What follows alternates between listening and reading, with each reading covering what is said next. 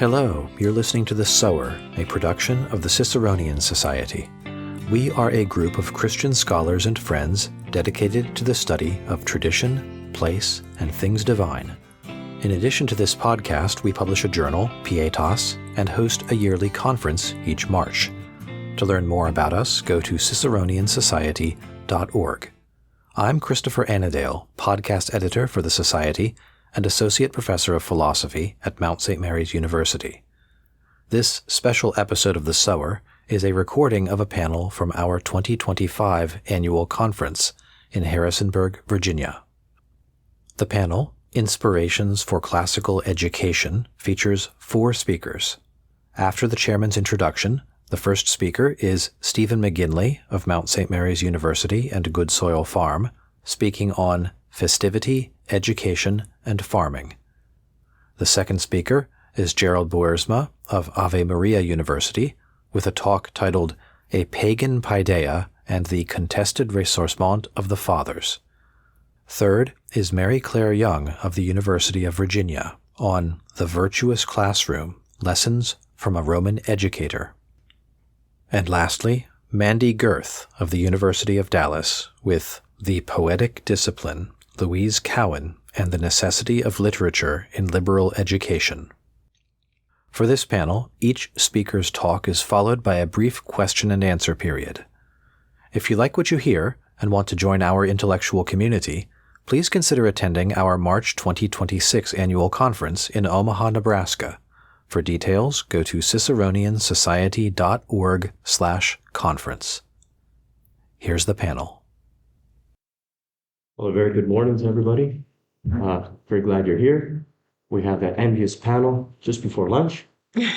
Ours is entitled Inspirations for Classical Education. We have 4 panelists. We'll each speak for about 18 minutes and then have about 5 minutes for questions, and then we'll go to the next panel. I will introduce all our panelists as they present in the order in which they will present. So first, we have Casey May and Stephen McGinley, who teach at Mount St. Mary's University. And they're also known for running a farm, Good Soil Farm. I teach at Ave Maria University, teach theology there, work in the tradition of St. Augustine. Say your name. Oh, sorry. My name is Gerald Boersma. Mary Clare Young is a PhD student at the University of Virginia, where she studies ancient education and ancient rhetoric and the manner in which early Christians engaged with these traditions. And then we have Mandi Gerth from the University of Dallas. She is a teacher and classical education consultant who lives in Dallas, Texas. Currently, she serves as the administrative director of the Cowan Center at the University of Dallas. So please join me in welcoming our panelists. Our paper is titled Festivity, Education, and Farming, and I'm going to stick to reading it only because if I don't, then I'll go way over what I should. And as was said in the last panel, there's much that needs filled in. It may be provocative and it's missing some stuff. So, in her article, Educating to Love, Jeannie Schindler proposes that aside from the moral component, there is an intellectual component needed to fully address the abuse crisis in the church. She argues that this intellectual component requires us to look deeply at education. Education needs to be rooted in love and wonder. She explains that this education needs to begin in the gaze of love the child receives at the mother's breast, that it needs to continue with the reading of good books and an experience of creation. She highlights the educators Charlotte Mason and John Sr. as reforming education in a way that introduces the child or the man or woman to literature, and creation in a way that fosters wonder, leading to love. Both Mason and Senior found literature, experiences in nature, and working with the hands to be essential to an education to love. We, my wife and I, are convinced that this is true and are both humbled and happy to provide an avenue for the seminarians at Mount St. Mary's Seminary to experience the natural world through the hard, joyful, hands-on farm work at our farm, Good Soil Farm, in Emmitsburg, Maryland. Just as Jeannie Schindler claims that restoring the intellectual component of an education in order to love will address not only the abuse crisis, but other crises of our culture, we are seeing that the good, hard, brow-sweating work helps the seminarians, as well as ourselves and our own children, to question the progress narrative of an enslaving technology, to work by work, to reject their own personal enslavement to that technology, and to ultimately gaze at the world with love. And those are the three parts of the paper. So the first. The technological enslavement of modern men and women arises from a twofold perversion: the perversion of work and the perversion of leisure. Joseph Pieper, in his work Leisure, the Basis of Culture, critiques Max Weber, who asserts that one does not work to live, one lives to work. Pieper develops Weber's inversion, showing that the terms intellectual work and intellectual worker evacuate real leisure from our lives and manifest the total conquest of work. Entertainment, pseudo-leisure, is now the end of our pseudo-work. Today, we have reached the logical conclusion of Pieper's argument. Instead of sharing the post-war cultural desire for people to be, quote, intellectual workers, we foster in people the desire to no longer think at all. I teach a generation of students that finds intellectual work itself unworthy of human beings. So-called artificial intelligence supplants the intellectual worker, just as the ersatz machine replaced the embodied worker. This is the radical inversion that artificial intelligence consummates in our culture. AI replaces our intellectual vision so that we may entertain ourselves in shadows and never truly see reality.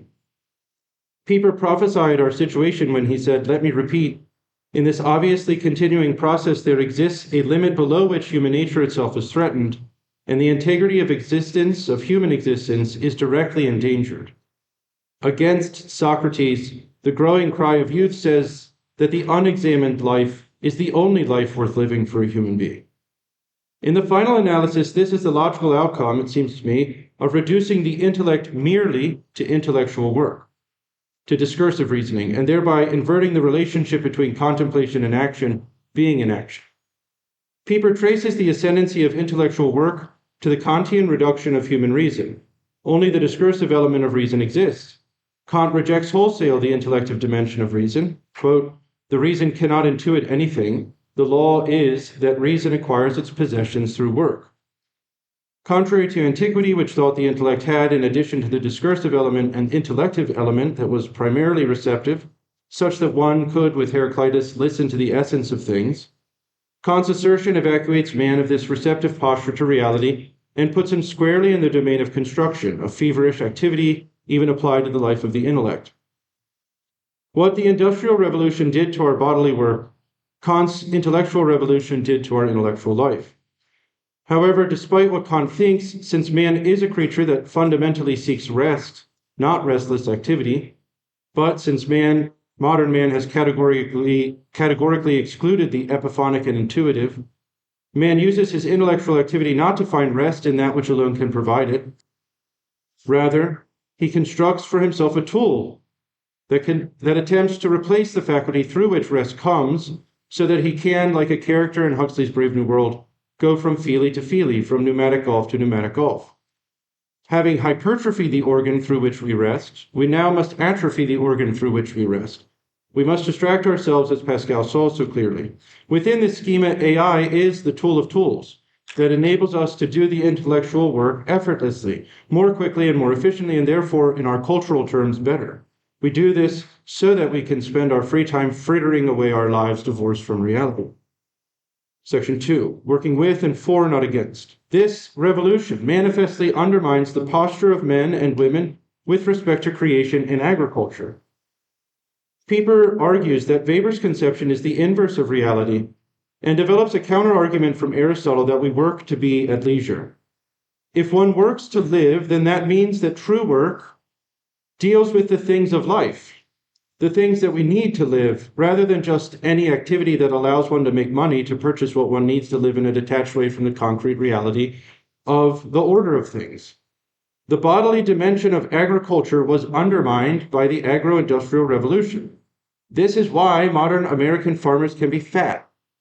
something manifestly impossible in antiquity, and not simply because of inefficiencies, but because they actually worked with their bodies, making tools that listened, if you will, into the essence of man's body. One cannot be fat if one scythes his hay and his grains. The farmer's tools became extensions of himself. Neither the tools nor the farmer's body are mere extended things, but constitutive of what enables the farmer and the farm to be fruitful. They do not make the farmer obsolete, but enable him to engage with other creatures in ways mutually beneficial within the sacrificial order of reality. Most importantly, though, the Kantian intellectual revolution undermines the farmer's life in two ways. The farmer cannot dedicate the time it takes to master intellectual work. If the intellectual life is reduced merely to intellectual work, if discursive reasoning is the only way that a man or woman can encounter the truth, then the farmer is the most to be pitied. He is, as one woman called me at a farmer's market, just a simple farmer. Simple here meaning not godlike, but stupid, incapable of understanding reality well. The farmer here becomes the quintessential beast of burden who follows the directions of those intellectual workers called bureaucrats. The farmer can only act on the world, not for the world, because to act for something requires understanding of that thing. In this way, the modern farmer tries to construct creatures according to the image told him by the intellectual workers. Where Virgil's hardy Agricola is capable of helping the crops rejoice through sacrifice, the United States Department of Agriculture's ideal farmer does not sing with creatures, because our modern categories exclude creature's voice. Rather, the modern chemical industrial farmer repeats the bureaucrat's monologue to monocrops. The second way in which this intellectual revolution undermines the farmer is that it evacuates creation of its capacity to speak to the farmer. That the intellective dimension of man's reason is fundamentally receptive implies that there is something to receive, that creatures are a word that speaks to my intellect through their very body. In another paper, we argue that this receptive posture of the farmer corresponds to the poetic gaze that is at the heart of regenerative agriculture, a way of farming whose practices arise from the creature's essence, for the creature's flourishing, in relation to the whole of the cosmos and the microcosm that will eat it. However, behind Kant's often quoted affirmation of wonder in the starry heavens above me and the moral law within me is the rupture between the starry heavens and the moral law, such that the two are ontologically divorced orders. Wonder at either the starry heaven or the chicken, if Kant is right, tells me nothing of how I am to act toward the chicken. My wonder at the chicken tells me nothing of how I am to live in relation to the chicken.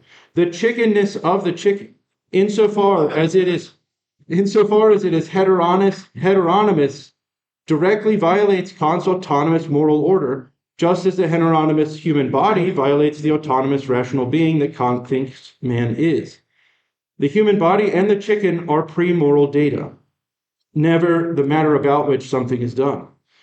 The GMO and trans ideology are thus rooted, it seems to me, in the evacuation of the moral significance of the bodies, which reveal the essences of subhuman creatures and ourselves. Thus, the farmer would not only be existentially excluded from the discursive reasoning because of the finitude of his time, and so have to entrust his intellect to experts, but more deeply, he would be categorically excluded from the intellectual life because the creation with which he thinks, with which he works, offers him no real instruction that he can listen to. You'd become, as it were, like a sheep if it could speak to you, like a simple farmer. Yeah. Insofar as Aquinas is correct that any deliberate act is a moral act, and insofar as agricultural practices are deliberate acts, then they are moral acts. Contrary to Kant, if the body and bodily acts reveal essences, agere sequitur esse, and if the farmer is a human being with intellect of reason open to receiving a word from the outside and considering it further with her own discursive powers, if contemplation precedes action, if the intellect precedes the will, then the farmer whose work deals with creation itself as a whole, not reducible to the sum of its parts, would be unique in her position to be wise. Since Aquinas argues that the wise man rules and directs things according to their end, and the simply wise would govern all things according to their ultimate end, God, who is truth itself and the end of all things. It would be impossible to treat a chicken wisely by refusing to treat it like a chicken and treating it, say, like a vegetarian, which most of the chicken from grocery stores is labeled as vegetarian-fed chicken. What does that mean? John Sr. says, taste and see. The thing is good. It couldn't make itself. Therefore we know he who made it is good. Metaphysically speaking, things are good because the good God made them, but we are not metaphysical creatures. We don't think like angels. Everything we know is known in things. The farmer then works with things only by first listening to their essences mediated by their bodies. This is exactly what seminarians must be instructed to do, a listening obedience to a reality that transcends their making and calls for them to obey. Christ, along with his mother, reveals that human freedom at its highest, best, and most fundamental is obedience to the Father and to the reality that he has created. When the devil says to Christ, "If you are the Son of God, command these stones to become loaves of bread," we often interpret this as a temptation to satisfy Christ's physical hunger, his bodily desires. The relationship between the first and second clauses indicates something deeper. Fundamentally, the devil is tempting Christ to violate the natural order. The stone is not bread and cannot become bread without ceasing to be that which it is. "If you are the Son of God" reveals the devil's implicit conception that the Son of God's freedom is the capacity to do whatever he wants. It reveals that the devil thinks God can treat his creation within the technocratic paradigm. It reveals that the devil thinks that the God-man can violate the integrity of the things that God has made and saw as good, to fulfill whatever the Son of God's wishes are.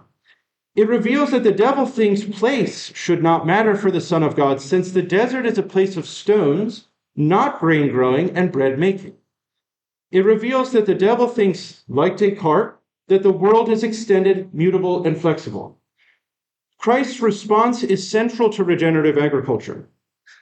It is written, "Man shall not live by bread alone, but by every word that proceeds from the mouth of God." Christ's rebuke indicates that the devil has misinterpreted the Son of God's freedom. First, Jesus' response indicates that the Son of God is a real man. Man does not live by bread alone. Second, in saying that man lives not by bread alone, but by every word that comes from the mouth of God, Jesus reveals that man's freedom is fundamentally receptive and obedient to quote every word that precedes his freedom and comes, as it were, from the mouth of God. If the effect is like unto the cause, every creature is a little word from, in, and for the word. Every word implies then every creature. Hence why the psalmist paradoxically says, "There is no speech, nor are there words. Their voice is not heard, yet their voice goes out through all the earth, and their words to the end of the world." Their very being is a word that speaks to us by virtue of their very embodiment and action. As St. Augustine says, the world does not change its speech, that is, its outward appearance which speaks. It gives answer to all, and those understand it rightly who by listening quote, compare its voice as it comes through their senses with the truth that is within them.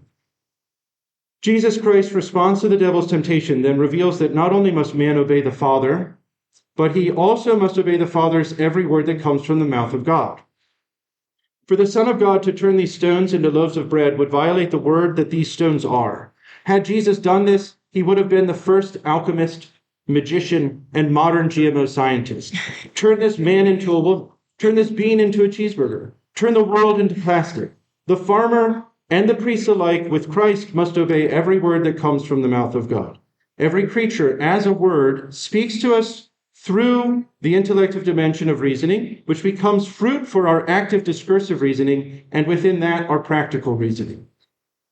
Our section 3, we turn to the liturgy and the gaze of love. The priest must learn to obey the Father's every word in the created order, which is the necessary but not sufficient condition for his obedience to, in, and to the liturgy which Christ effects through him, with him, and in him.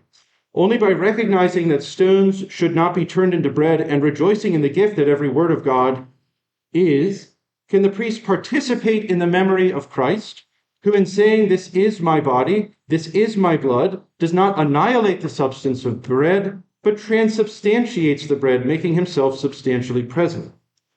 The priest cannot offer pasta, lamb, or whiskey. He encounters reality incarnate only by obedience to every word, that is to say, every creature's essence that comes from the mouth of God. Work is pseudo-work when it does not begin with listening to the words that creatures are. Pseudo-work is activity that perverts the created order. Pseudo-work does not work with creation, but against creation or on creation, treating creation as premoral data. Pseudo-work produces pseudo-leisure, or as Pieper says, in tune with the world, pseudo-festivals and pseudo-worship. In contrast, Pieper argues only meaningful work can provide the soil in which festivity flourishes. Perhaps both work and celebration spring from the same root, he said, so that when the one dries up, the other withers. But of course, meaningful work signifies more than the mere fact of a workaday accomplishment. The implication is that man understands the work and accepts it for what it really is, namely the tilling of the field, which always includes both happiness and toil, satisfaction as well as the sweat of the brow, joy as well as the consumption of vital energy. If one element of these pairs is suppressed, the reality of the work is falsified and festivity is ruled out. In short, real work pertains to the whole man, body and soul, appetites and will, discursive and intellective reasoning. Leisure, the activity done for its own sake, requires the affirmation of the intellectus, or the capacity for man to receive the goodness that is not worked for, but still requires his work. Leisure's soul, Pieper argues, lies in celebration of the goodness of being. Celebration of the goodness of being takes its highest form in divine worship. The best divine worship would be that which God himself has instructed, that patterned off of the reality itself, the divine reality itself, which participates in that divine liturgy itself. The Mass is the highest festival because it is the right praise, logicae latria, of God that he himself has given to us. Pieper says worship is either something given, divine worship is foreordained, or it does not exist at all. The Mass, Pieper notes, is at once a sacrifice and a sacrament. Insofar as the Christian cultus is a sacrifice held in the midst of creation, which is affirmed by the sacrifice of the God-man, every day is a feast day. Even working days become feria. Insofar as the cultus is a sacrament, it is celebrated in visible signs. The very visibility of the sacrament presupposes and perfects man's embodied work, which becomes the through which man can enter ecstasy or be carried away by the liturgy and transcend the working world. All this requires man's obedience to every word that comes from the mouth of God. Liberating seminarians from the technocratic paradigm by having them engage with creation in real work, thus prepares them for the festivity that is right worship of the God who loved us first. We have a couple minutes for questions. Please use the microphone if you would. Yeah, thank you for that talk. My question is about the appropriate tools for redemptive agriculture value. And I want to set up that question by just briefly giving a distinction from Andy Crouch and his books on technology. He distinguishes between tools and devices. Tools extend and amplify human power and increase our capacities. Devices replace human power. Yeah. And so I think you get the fat farmer because of devices. Yeah. And so I'm just curious how you would define appropriate tools for farmers without kind of just repristinating previous approaches to agriculture today. Yeah, that's a great question. Mm-hmm. Oh. Do you want me to answer them now or after everyone talks? Go ahead, please. Okay. No time to think about it. Yeah, right. No time. So, let me see here. Well, one of the things, so first off, you are correct that it would have, so I'll put it this way. One of the things that we have to not, there are only, in America, 2% of Americans are farmers. So why is that significant? Because it means that only 2% of people have to provide food for a lot more people, which means that there is an actual efficiency problem in my productivity, as in when I am farming, I do have to be more efficient. It took 5 men to scythe 2 acres. I don't have time for that. And so there's a real problem here because of the breakdown of community and because of the sort of what I consider the turn away from creation that is in the philosophical. There's a philosophical turn away from creatures that then led to the Industrial Revolution in certain respects, and then only gets exacerbated in the bloat of academics, right? Which we have now, right? And of which I guess I am one. But this problem of turning away from embodied work to intellectual work to now we have no actual work because AI can think better than I can say some, right? Then one of the things we cut out of this paper is the subjective dimension of work with Jean Paul II, and then what is work for? But in terms of appropriate tools, one of the things that it seems to me would have to be taken into account, even if we were to permit, say, tractors, would be what the implement of the tractor is in relation to the soil. So whether it is destroying the subhuman world, which is to say also in that respect, destroying us by analogy, right? Because we are a concrete personalization of the soil, Adama.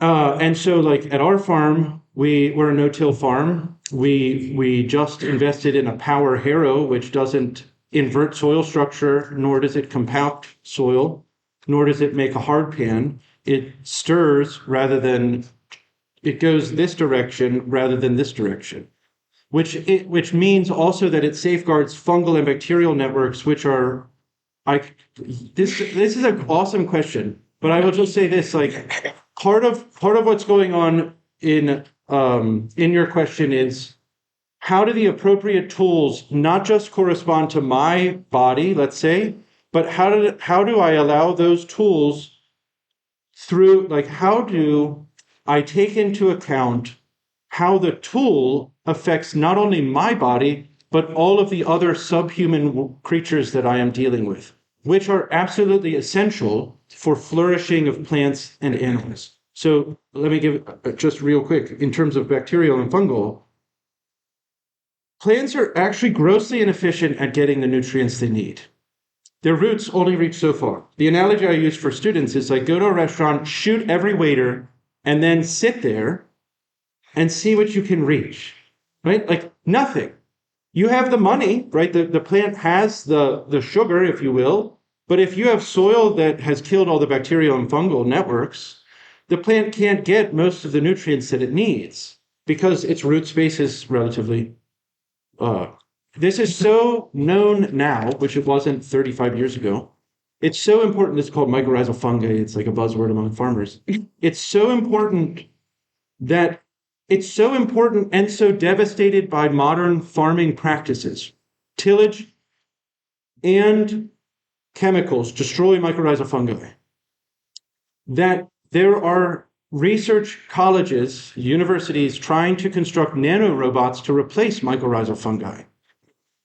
That seems to me like grossly perverse, right? Instead, we should be being like our attentiveness to the fungi should actually inform how I act in relation to the soil. And it will build then better soil and better plants and then better, healthier human beings in the fullest sense, and a better community, because like then people would buy food from their local farmer rather than Costco. So I'll take that. Is that sufficient? Okay. We're going to have to stop here because of our time, but we're going to continue the conversation either at the end of the panel or over lunch. So I'm on now, and my paper is entitled "A Pagan Paideia and the Contested Ressourcement of the Fathers." On the 17th of June, 362, Roman Emperor Julian issued a decree barring Christian educators from the schools of the empire. The emperor, who was perhaps especially on this account to go down in history with the moniker the apostate, recognized that if his great cultural ambition to see the imperium restored to its ancient pagan grandeur was to have success, control of education would prove decisive. Julian took as his mandate to reestablish the empire on the Greek cultural edifice that had first nourished it, a culture in which Julian himself was steeped since his youth. This cultural vision rested on the indivisible classical Hellenic triad of logoi, hierai, and polis. From its inception, the indissoluble foundation of Rome's greatness, maintained Julian, was Greek language and literature, logoi, Greek culture and religion, Hiera, and Greek political life and government, the polis. Only by shoring up this foundation could the future of the imperium be secured.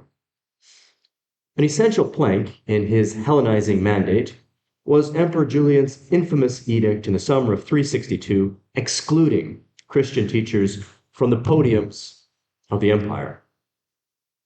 In the emperor's estimation, Christian teachers, and Julian had spent decades under their tutelage, they trafficked in a literary canon that they considered both false and perverse.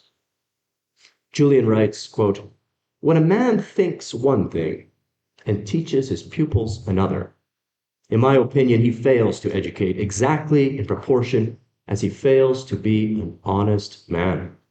End quote. Julian objects to those who publicly teach Hellenic literature, but privately considers such works vile and false. They have Homer and Hesiod and Herodotus on their lips, but their hearts are far from them. It is duplicitous in the extreme for Christian teachers to expound on the ancients, he writes, while dishonoring the very gods who are both the source and subject of their teaching. Julian exclaims, quote, "It seems to me absurd that men should teach what they do not believe to be sound." End quote. His contention is that Christian expositors employ critical theory in their exposition of Greek literature, thereby deconstructing the tightly woven pagan societal fabric of logoi, hiera, and polis. Exegesis or interpretation, exposition, it's a word, Greek word, that appears frequently.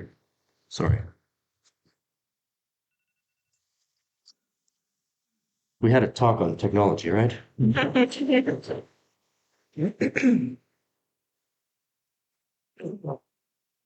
I'm sorry. Exegesis is the word that reappears in Julian's rescript. We are dealing with contested hermeneutical space.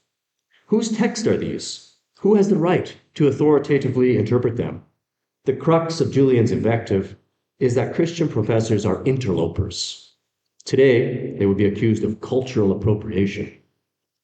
They claim authority to expound texts that do not belong to them. Their interpretation of such texts is foreign to the spirit of the ancient authors who wrote them, not to mention the spirits that inspired them.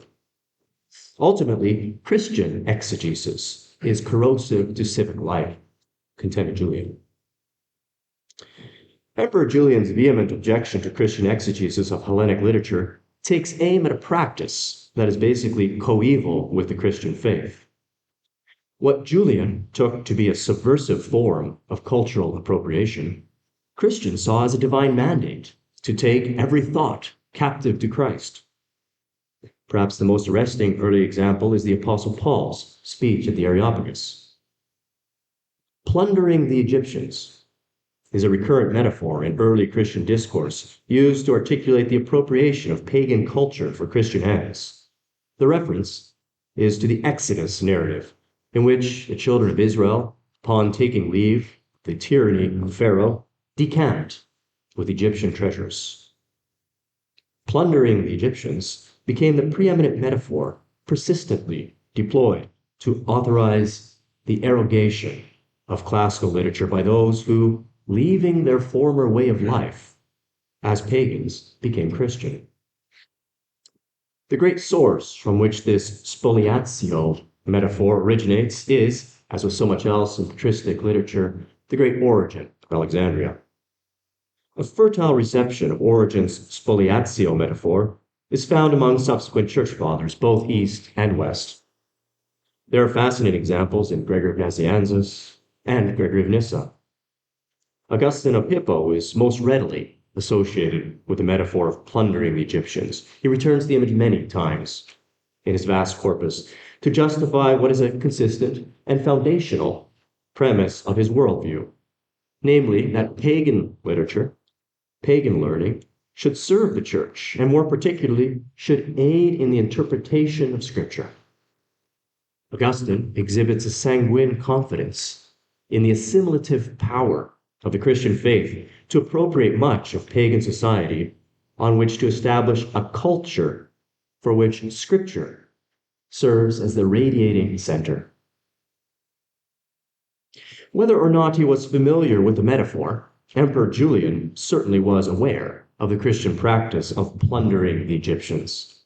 It was precisely such appropriation of pagan literature for Christian ends that Julian's edict sought to impede. Hellenic literature was contested hermeneutical space that Julian refused to cede to the Christians. Not only do Christians not value Hellenic poetry, prose, or philosophy in its own right, but they disingenuously use such literature for their own ends. They subvert and subject the Hellenic canon to the standards of their own canon. Julian recognized, rightly, that at stake was not only the institution of pagan Paideia, but the very soul of the empire. Another native of Cappadocia, Julian's contemporary, Basil of Caesarea, was equally attuned to the adversarial relationship between pagan and Christian canon and the significance of what was at stake. Like the emperor, Basil was likewise deeply invested in classical Paideia, both on account of his own formation in the tradition of Greek letters and by the virtue of his office as bishop. Whether Basil composed his famous Address to Young Men on Reading Greek Literature in 362 as a direct retort to Emperor Julian's edict, or whether he wrote it later in life, the dating is not clear, the treatise emerges from a hostile and antagonistic context. The possibility of a resurgent pagan persecution is certainly within the realm of the possible. And no issue is as sensitive for pagan-Christian relations as the conflict over the exegetical rights to the Hellenic literary patrimony. Ad Adolescentes is an iconic text from Basil. The great 20th century scholar of Greek Paideia, Werner Jaeger, describes the treatise as, quote, the charter of all Christian higher education for centuries to come.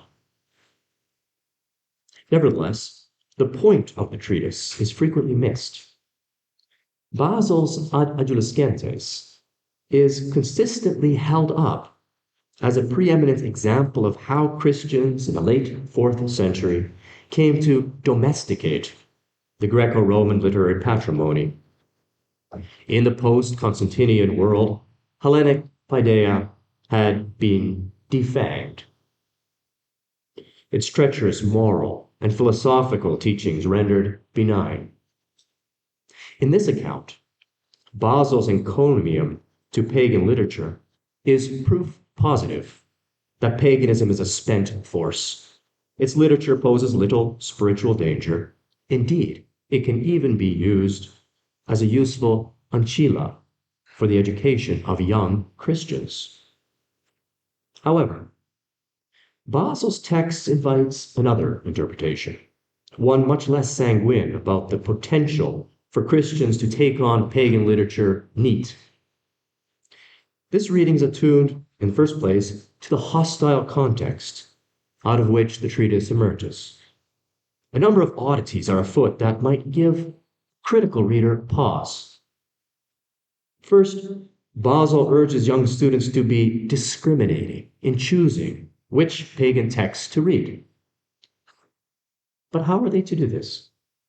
How are they to know which text to read and which to pass over? Second, the address is riddled with contradictory advice. Basil consistently proposes opposed directions. Such quirks and inconsistencies invite the attentive reader to look again at the treatise.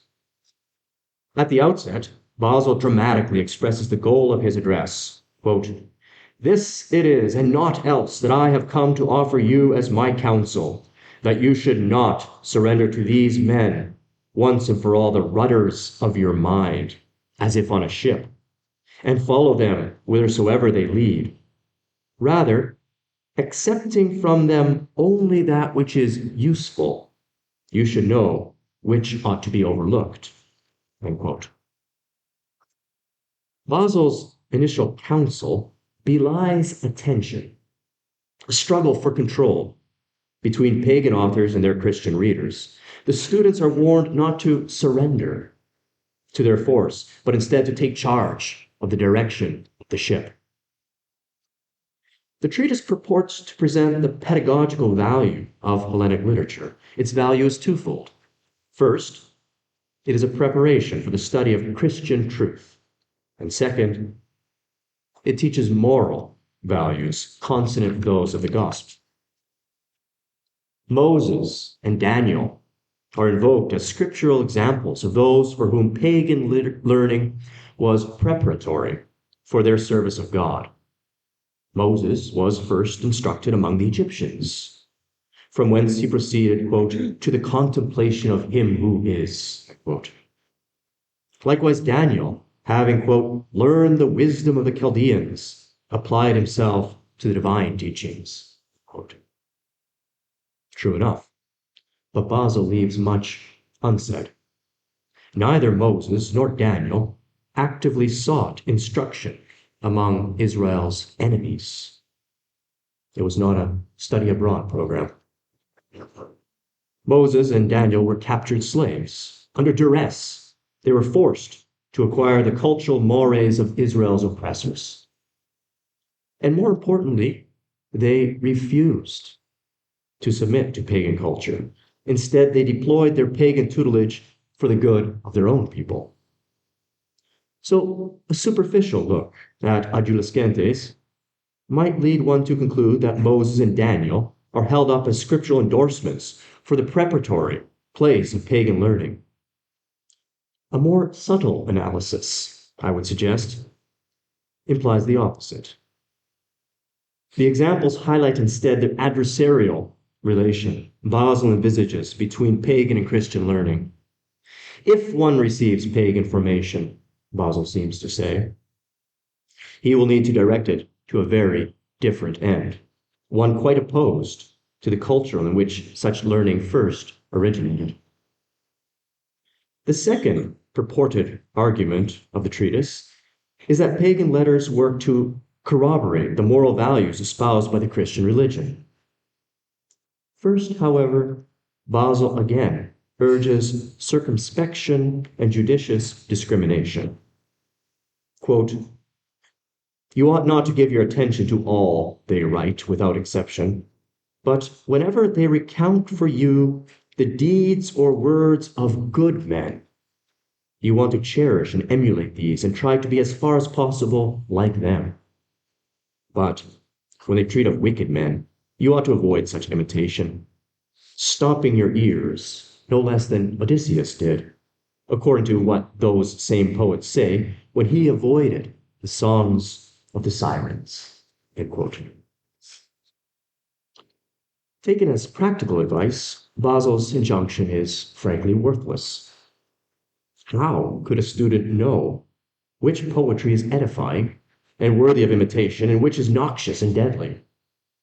Basil urges vigilance, lest the smooth pleasure of the poet's words ensnare one in evil, such that he comes to digest, quote, poison along with honey. But vigilance is hardly sufficient. The moment one becomes aware of having ingested poison, it's too late. There are more oddities afoot here. Basil presents Odysseus as a model of the discerning restraint required to navigate morally vicious literature. Odysseus stopped his ears as he sailed by the sirens, writes Basil. In like manner, the Christian student requires self-imposed restraint in the face of literature teeming with dissolute vice, lest he make shipwreck of his faith. Basil surely knows, however, that Odysseus did not stop his ears from the music of the sirens. Instead, so as to enjoy the songs of the sirens to the full, Odysseus ordered his sailors to put beeswax in their ears and to secure him tightly to the mast. In this manner, he could delight in the strains of the sirens. I looked up this quote from Homer. Odysseus exclaims, quote, "So they sent their ravishing voices out across the air, and heart inside me throbbed to listen longer." End quote. So Odysseus's behavior, in fact, models the direct opposite of what Basil's counsel would suggest. These few examples, of which there are many, many more, suggest that far from considering pagan literature as preparatory and morally complementary to Christian truth, Basil, in fact, construes the pagan and Christian canons adversarially. Might the reason for Basil's seemingly blasé endorsement of the harmony between pagan and Christian learning be the adverse, even persecutorial context of Emperor Julian's laws forbidding Christian teachers from engaging with the traditional pagan canon? I would suggest Basil stands squarely in the plundering of the Egyptians tradition of Christian exegesis, to which Emperor Julian so vehemently objected. However, the hostile context surrounding Julian's edict demands that Basil carry out his plundering softly, with subtlety and circumspection. The guiding principle of Basil's treatise is the selective appropriation, or perhaps better, the hostile takeover of pagan letters. Basil writes, quote, "At the very outset, therefore, we should examine each of the branches of knowledge and adapt it to our end. According to the Doric proverb, bring the stone to the line." End quote. If, as Basil has made clear, the telos of the Christian is wholly other than that of a pagan, the reorientation of its literature will likewise be far-reaching. Thank you very much. I think we have a minute or two for questions, if there are any. Thank you. That was a provocative talk. One quote kept coming in my mind as I listened to you. I think it's St. Justin Martyr. So he says, "Hasa para pasin kaloseritai himon Christian honesti." All the things which have been well said by anyone belong to Christians. And so it seems to me the plundering metaphor is off in a certain way, that what you have when Christians encounter pagan literature is maybe actually an encounter and a recovery of elements of, I don't know, it seems like almost Christianity or something that's consonant with Christianity that's already there in pagan literature. So I guess that's my question. I mean, is there any sense in which when you encounter works of pagans, it's not just plundering what's foreign, but encountering what's already of one's own patrimony? Yeah, that's wonderfully put. Thank you. Yeah. The notion that indeed is put superlatively by Justin Martyr and actually by many of the Alexandrians, I've heard especially Clement of Alexandria, is a robust confidence precisely because, well, all truth is God's truth. And so it's been, as Augustine will put it in De Doctrina Christiana, kind of planted there by the minds of divine providence, waiting for us later to kind of unpack it and now understand its full potential, its full significance. That is to say, they proclaimed it, but did not really understand its import until the Christian dispensation. It's more ours than theirs. And that's why it's not really plundering in the sense of taking unjustly what belongs to another, but it most justly belongs to us. So that's a major strain, indeed, of kind of patristic thinking about pagan literature. The other strain is the one that I've presented here, is considering it much more adversarially. That is to say, the dangers that are ingested in a way that's often unrecognized. I think the first is well known to us. The second, that has much more hedged concern with thinking about pagan literature. You have those concerns also in Origen, to some extent in Jerome, are I think less quoted, put it simply. Thank you.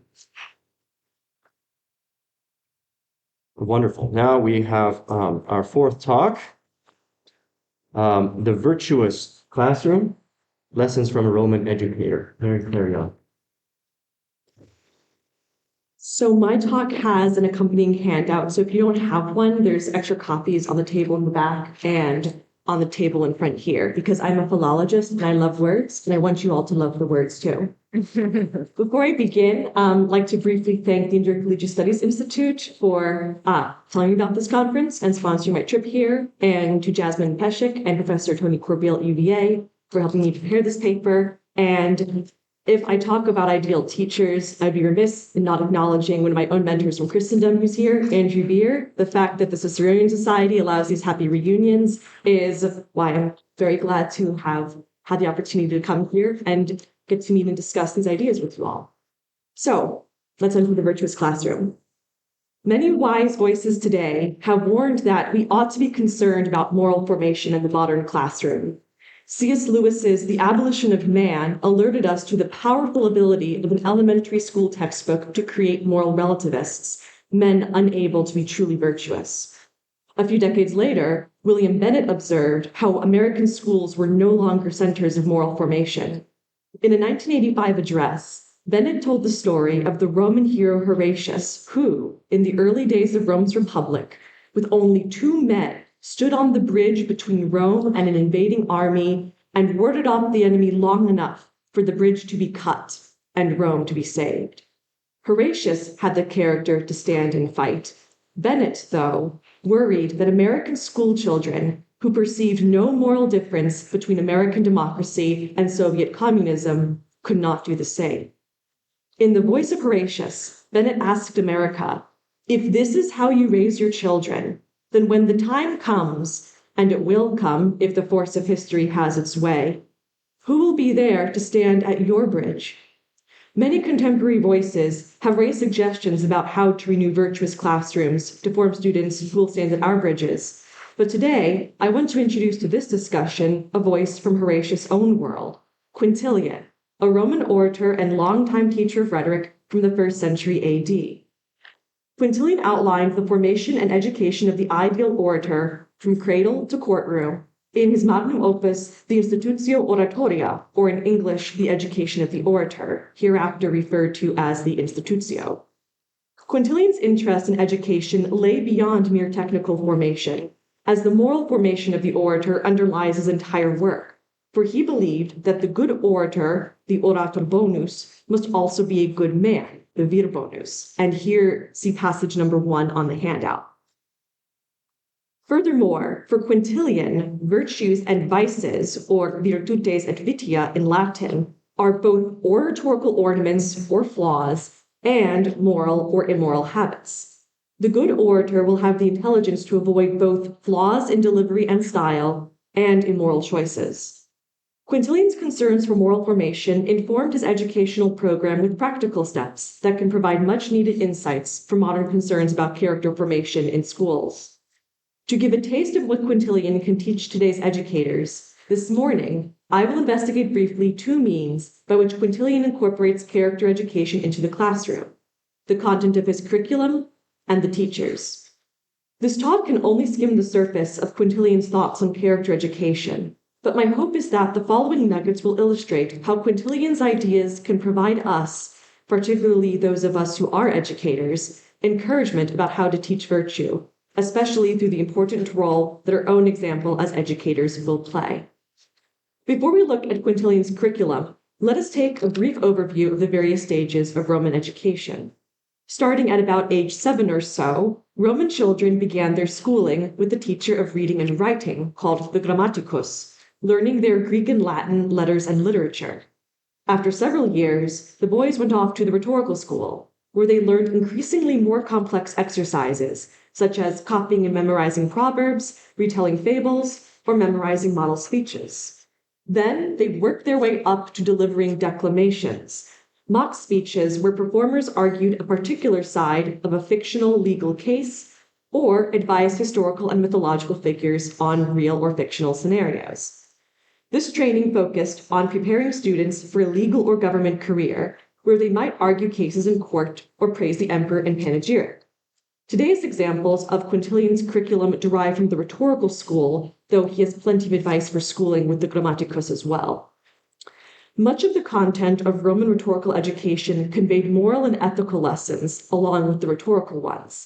For instance, students might copy maxims with a moral lesson or theme, thereby internalizing that behavior.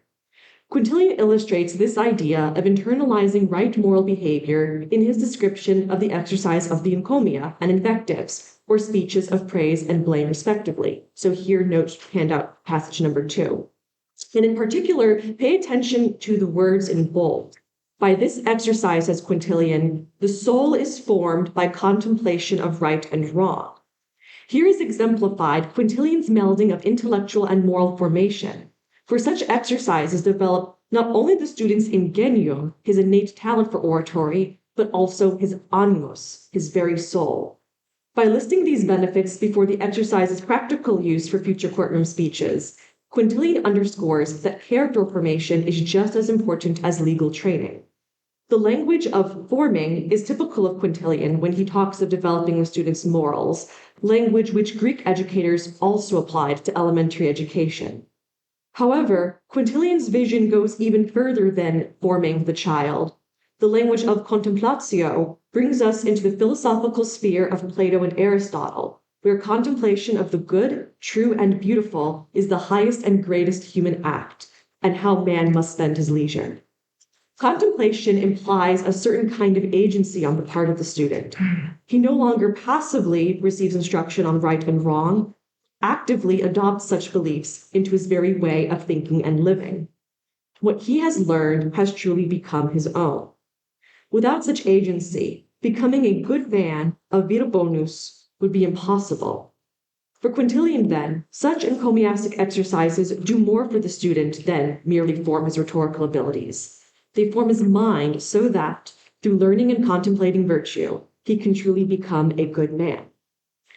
Another part of the curriculum that Quintilian employs for character formation is the reading of literature. In Book 10 of the Institutio, he opines about what subjects and authors students of oratory ought to read, from comedies to philosophy to histories, and, of course, to oratory. Though the primary criterion driving his evaluations is, how will this author teach proper style?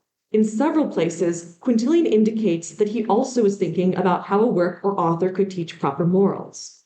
For example, in speaking on Seneca the Younger, a Roman philosopher and the tutor of the Emperor Nero, who was an older contemporary of Quintilian, although Quintilian, at handout 3a, calls his style corrupt and full of sweet defects, he nonetheless approves that those with a good sense of style read him, in part because he is an excellent condemner of vices. In the case of the Greek lyric poet Alcaeus, who lived in the 7th and 6th centuries BC, Quintilian particularly praises his political poems, here at handout 3b on the second page. Through his poem's condemnation of tyranny, Alcaeus is very useful for morals. Now, condemning tyranny had been a stock feature of Roman oratory for decades before Quintilian's time, from Cicero's praise of tyrannicide as morally expedient in his work on duties, and his tendency to portray his enemies as tyrants, to the presence of many tyrants in declamation, always portrayed as vicious enemies of the bygone republic. Though Quintilian wrote more than a century after the republic became an empire, early emperors had maintained the impression of a republic, and anti-tyranny declamation connected the benevolent emperor to the state's freedom. Reading Alcaeus's anti-tyranny poetry, then, would reinforce the student's declamatory lessons and train him, as a Roman, to recognize the immorality of tyranny, even though he no longer lived in a republic. Now, recommending such edifying literature may be all well and good, but how can reading about virtue actually result in students who will practice it? Quintilian asserts that his recommended authors will form not only the reader's vocabulary, also the reader's mind, here at handout 3c. From these and the remaining authors worthy of reading, the mind must be directed to the model, the exemplum of all virtues. For it cannot be doubted that a great part of our art is contained in imitation. Throughout the Institutio, imitation is essential to every stage of education, from imitating proper speech in infancy to imitating model orations in school. As Quintilian says a little further on in the same passage, the entire account of one's life thus consists in wanting that we ourselves do what we approve of in others. Thus, it is crucial that a child be exposed only to good examples and models for imitation, for, through imitation of the good, the student will internalize and want to do the good. Given how virtues, virtutum here, for Quintilian, are both intellectual and moral, the appearance of this word applies not only to author stylistic excellence, but also their moral principles. Thus, reading literature about the good, presenting readers with models of virtue and coaching them to reject vices, will result in students who have internalized virtue that they will learn to practice themselves. These examples from Quintilian's curriculum reveal important questions that educators today must ask. What virtues do we wish or need to instill in our students, and what exercises or books will encourage them to contemplate and internalize the good? Schools that introduce Plato, Aristotle, Cicero, and others who wrote and reflected on virtuous living do well in encouraging students to contemplate the good and, hopefully, to form habits of practicing it. But such formation of character can only go so far without the other, perhaps more crucial element of education, the person of the teacher. In depicting the ideal teacher, Quintilian applies his thesis that the good orator must also be a good man. As important as it is for a teacher to be an eloquent rhetorical expert, it is far more important for him to be of good character. In Book 2 of the Institutio, Quintilian outlines his ideal teacher of rhetoric, and well before he stresses the need for an eloquent teacher, he stresses the need for a virtuous teacher at handout 4a, who must neither have vices himself nor tolerate them in others. Many of the teacher's virtues directly relate to his manner of teaching, such as endurance in hard work and, one of my favorites, cheerfully answering students' questions. But several virtues are noteworthy because they are also virtues of the good orator, and therefore virtues that students will need to develop if they wish to become good orators themselves. First are the virtues of sanctitas and gravitas at handout 4b.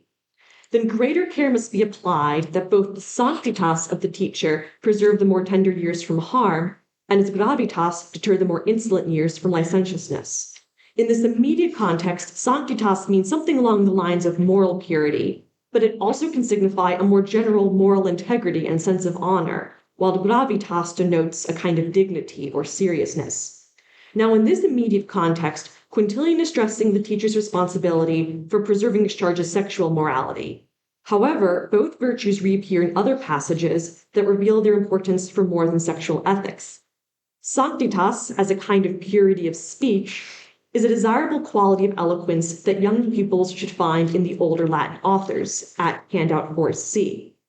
Though this is a different flavor of sanctitas from that of an interior moral purity, for Quintilian, and for his fellow Romans, speech and internal character are intrinsically connected. Unblemished character and morals naturally would produce unblemished speech. Thus, if the orator's speech must adhere to sanctitas, then the budding orator ought to develop such virtue in his character as well. Whence would he most naturally learn sanctitas? From the words and actions of his teacher. For just as the student will learn right and wrong from what he reads, so will he learn right and wrong, perhaps more effortlessly, from whom he sees and hears, his teacher. A similar situation applies to gravitas. This virtue appears again in Quintilian's description of his ideal vir bonus, or good man, where he provides as an example Virgil's orator from the first book of the Aeneid at handout 4d. He is a man dignified with piety and honors, able to command silent respect from a raging mob. Thus, Quintilian's ideal classroom needs a teacher who embodies both virtues, demonstrating and teaching his students those qualities they need to become good men and good orators. A second virtue of the ideal teacher relates to speech. The teacher's speech formed a crucial component of Roman education, as students in both the grammatical and rhetorical schools would spend hours listening to their teachers, who read and commented upon literature, delivered mock orations, and praised and corrected students' oral work. Unsurprisingly, Quintilian is concerned about his ideal teacher's speech, saying at handout 5a on page 3 of the handout, "Let most of his speech be concerning the honorable and the good." Here I've translated honestum as honorable, but in moral, philosophical, and rhetorical discourse in the ancient world, such as in Cicero's On Duties, what is honestum is what is morally upright, worthy of praise, and very much related to the good. Unsurprisingly, Quintilian's ideal vir bonus also is marked by morally upright speech, with the same key words, bonus, honestus, and sermo, used of the ideal teacher's speech at handout 5b. Given the intrinsic connection between speech and character, the teacher's speech about the good clearly marks him as Quintilian's quintessential vir bonus. He himself, then, is the very model which his students must aspire to become.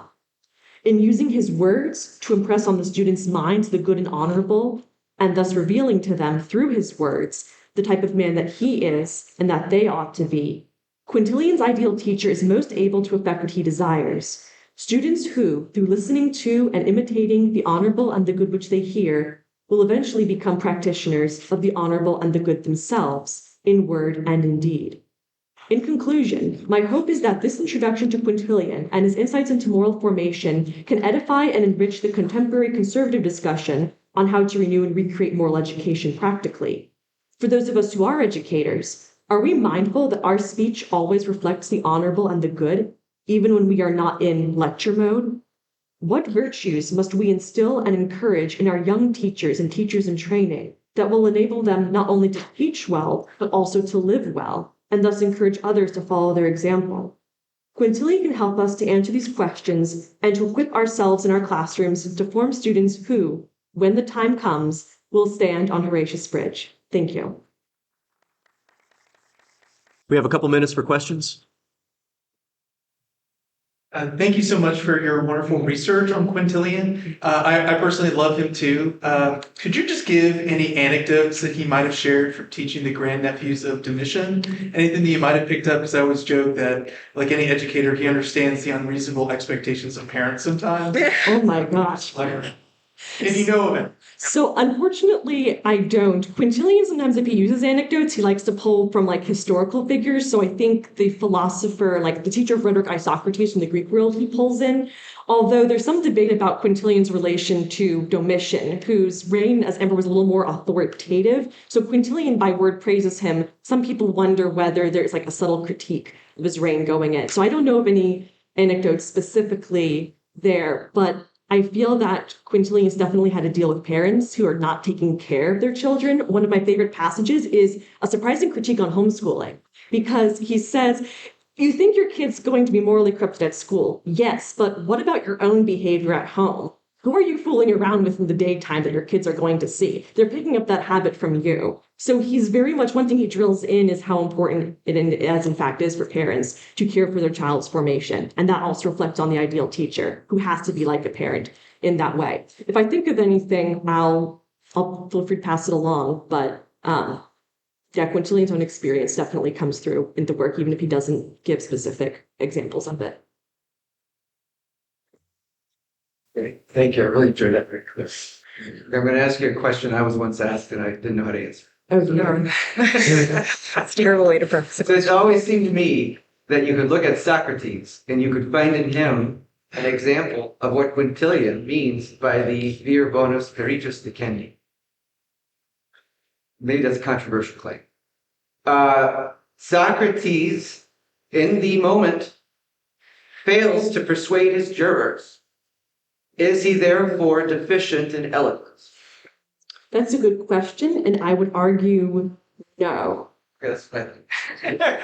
And we can just definitely discuss this more afterwards. Part of the key is the idea of will, or voluntas. And Quintilian seems sometimes to be a little more optimistic in thinking you can form the students to will the good and want the good with their voluntas, but we're all imperfect. So we're not always going to choose to want the good, even if we're persuaded by it or formed by it, which I think you could answer how, if Seneca, for instance, is very useful for condemning vices, then how come he couldn't convince Nero to ask his own teacher to commit suicide, have this, kill his own mother, et cetera, because people could still choose to want a perceived good that's not actually good. So that's why you have people like Socrates, jurors, who choose something else that they perceive as good, but isn't the good in and of itself, even though Socrates is in fact an ideal teacher.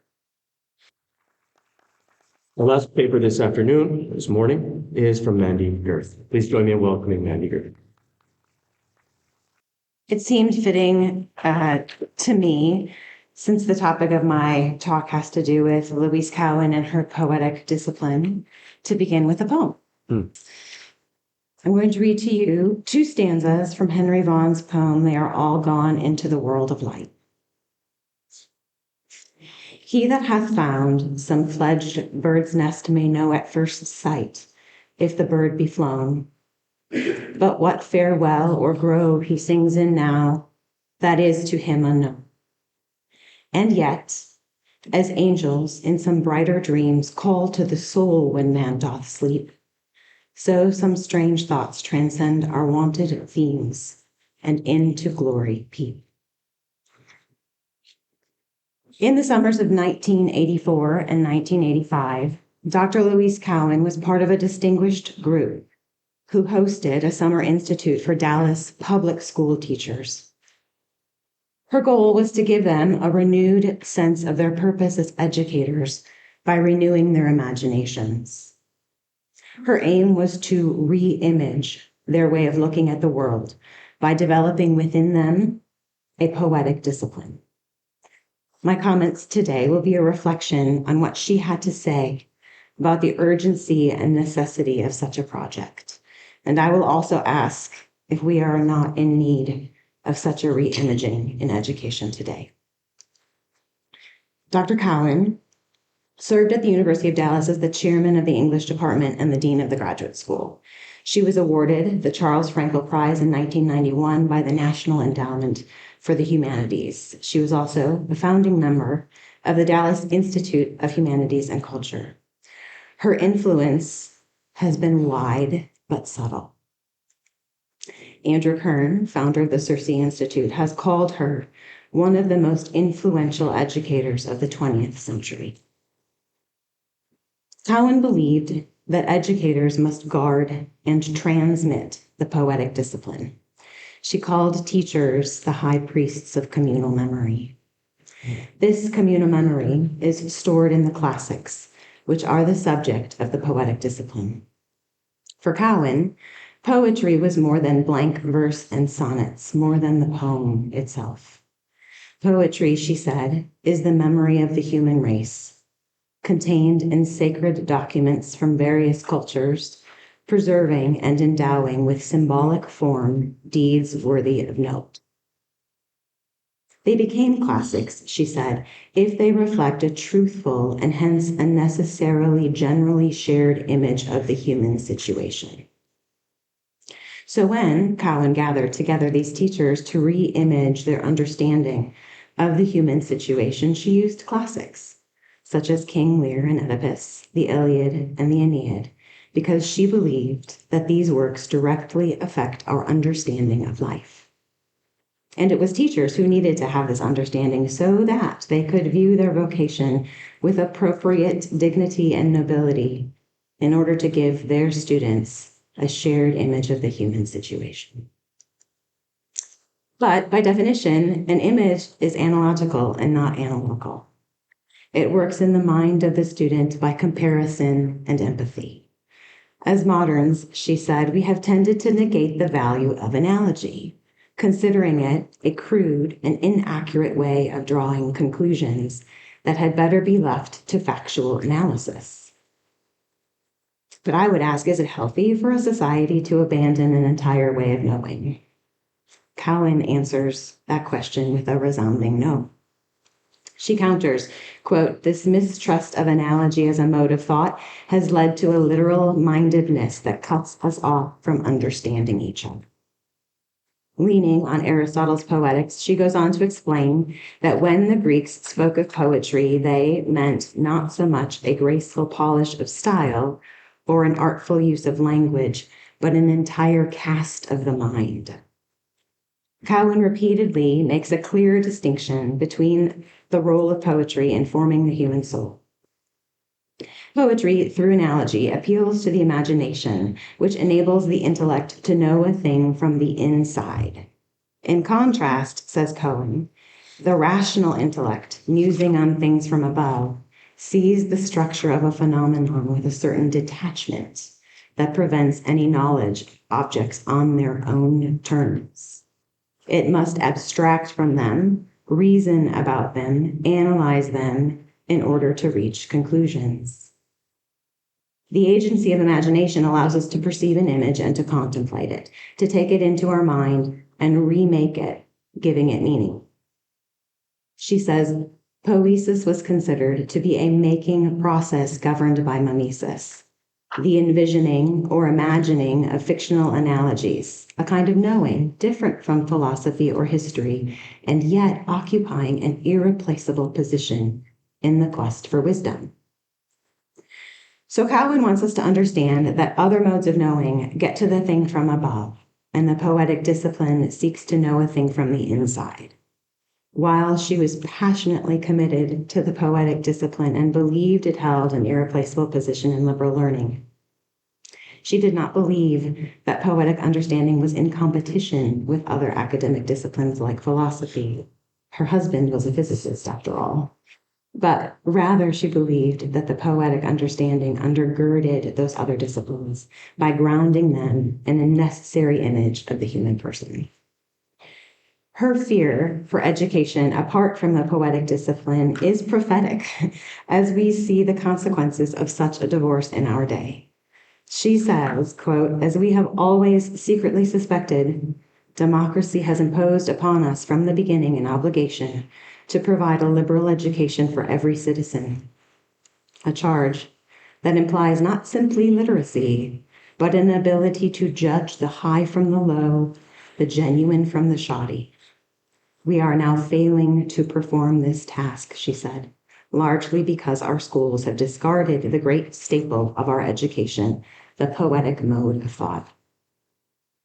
And she isn't alone in sounding this warning. Christopher Dawson, in his work, The Crisis of Western Education, claims that this reorientation towards science and technology, what Cowan would have called knowing things from above, has destabilized Western civilization from its moral grounding. Dawson says, it is necessary for Western man to recover the use of his higher spiritual faculties, his powers of contemplation, which have become atrophied by centuries of neglect during which the mind and will of Western man was concentrated on the conquest of power. In its conquest of power, the Western man has abandoned civic virtues. And as we discussed yesterday in our morning plenary, we have become a nation of individuals without neighborhoods. Our weak social networks have left us vulnerable to the negative effects of the radical technological changes of the late 20th and early 21st centuries. Dawson goes on further to define this problem of power in education and modernity, saying, quote, "Modern civilization, in spite of its immense technical achievement, is morally weak and spiritually divided. Science and technology in themselves are morally neutral and do not provide any guiding spiritual principle. They are liable to be used by any de facto power which happens to control society for its own ends. And thus we see at the present time how the resources of science have been used by the totalitarian state as instruments of power, and how the technological order has been applied in the Western democratic world in the service of wealth and the satisfaction of material needs." End quote. So what Cowan was trying to address and what she saw in teachers at her summer institutes was the effect of this misappropriation of power. Education was becoming a way to prepare children for a technological order. She often lamented the shift toward skills and information away from true knowing, or as stated earlier, understanding the human condition analogically from the inside. In her report to the public regarding the success of her summer institutes, Cowan emphasizes, when a society is deprived of a conscious knowledge of the basic texts that have shaped its culture and provided its heritage, it loses its connection between the material and spiritual orders of being. Feeling and thought are turned loose in infinity. Anything seems possible. Yet, since increasingly fewer standards exist, action becomes dependent upon the changing whims of the public. Honor, nobility, excellence, and courage are thus not transmitted as achieved moments of human greatness into a permanent realm where memory will not allow them to die, but are subject to the fickle moment of a general acclaim. Recovering the classics and preserving the poetic discipline were for Cowan the means by which teachers and students maintain that connection between the material and spiritual orders of being. Without this mode of knowing, moments of greatness cannot be transmitted into a permanent realm, the realm of communal memory. When these moments of greatness become a part of our communal memory, the values of our society are preserved. Cowan claims it is as though, in a fiction, images erupt into the mundane field of human existence and, like a revelation, ennoble it by incarnating its most precious values. Images are to be dwelt upon and re-experienced in order to evoke the fullness of the vision to which they attest. End quote. Through analogy, an image becomes a revelation. That revelation becomes an incarnated value, and our shared experience is preserved and cherished. It is the work of the poetic discipline to preserve the full range of human sensibility. Our postmodern, post-Christian students do not know how to perceive reality analogically. They do not understand how images point to truth that is every bit as real as empirical data. We must reclaim the place of literature in education. We must understand what we have lost and what we stand to lose when we do not give our students this inside knowledge of the human experience. How without literature, our students will be malformed. Cowan emphasizes, we need literature to refresh our own experience of the broadened vision of humanity into which we are inducting the young. And finally, she says, literature is formative. All education depends upon it. Its language, its images, its heightened sense of the purposes of life. These are not luxuries, but necessities for the nurture of the young. So clearly for Cowan, it is critical that our students read. They need to read whole books, and they need to read the right books. Receiving a heightened sense of the purpose of life is not an enterprise undertaken in isolation. The work of the poetic discipline is also a civic work. The values it passes on benefit the polis. The shared understanding of the heroic act orientates a people, but also grasping this broadened vision of humanity connects members of the community to one another. When poetry uses analogies to create meaning, it provides cohesion. For Cowan, the work of serious writers drawing upon this sense of the way in which similar and even dissimilar things resemble each other is an irreplaceable, cohesive agent in our day, enabling people to put themselves in others' place, and so healing the inevitable wounds of differences that arise in any society. The ability to put oneself in another's place creates empathy, which is the cornerstone of community. Without shared values, without empathy, our ability to be human and to relate to one another in a meaningful way is diminished, if not impossible.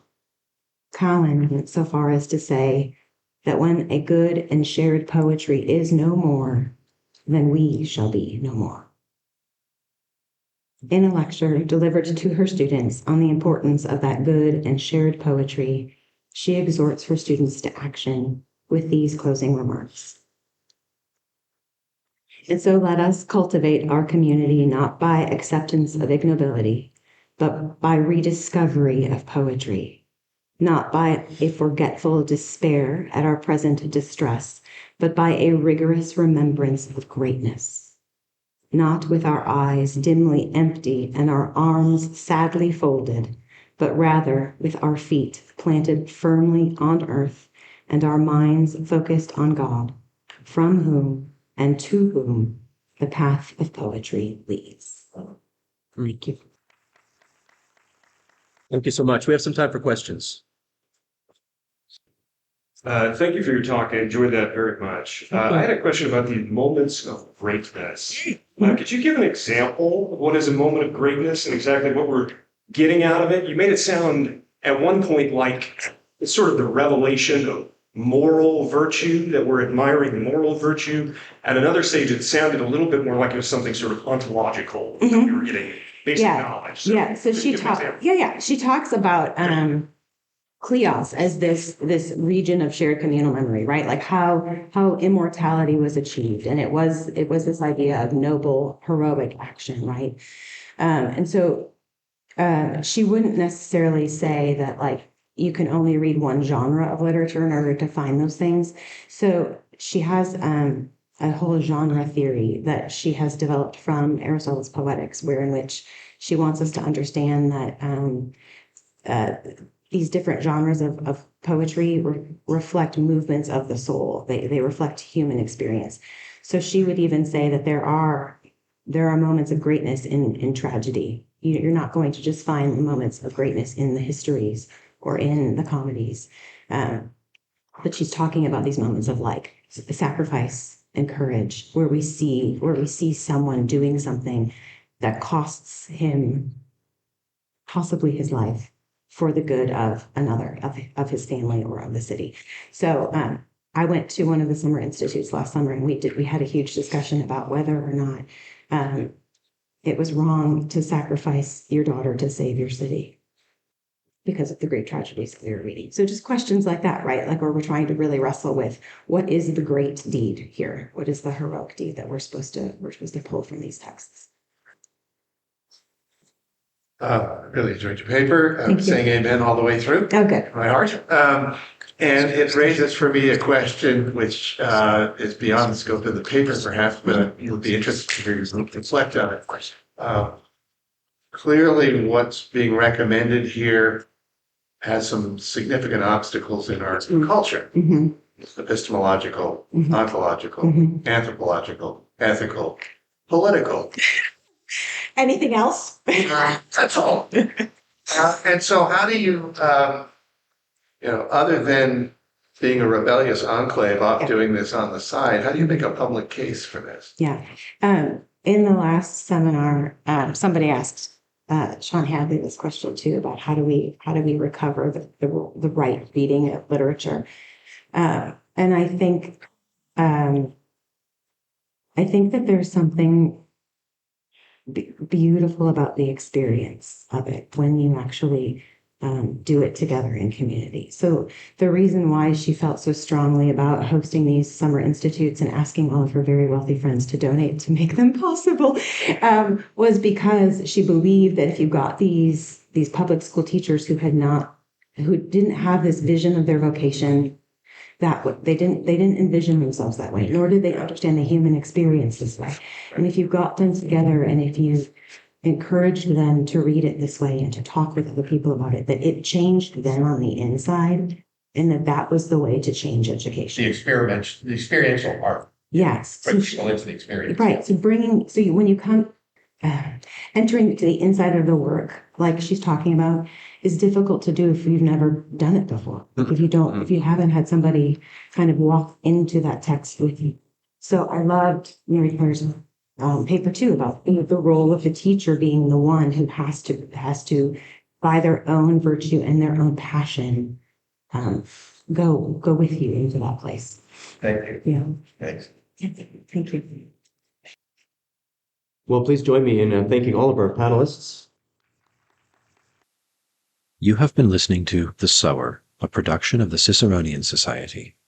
If you enjoyed this episode, please subscribe and share it with a friend.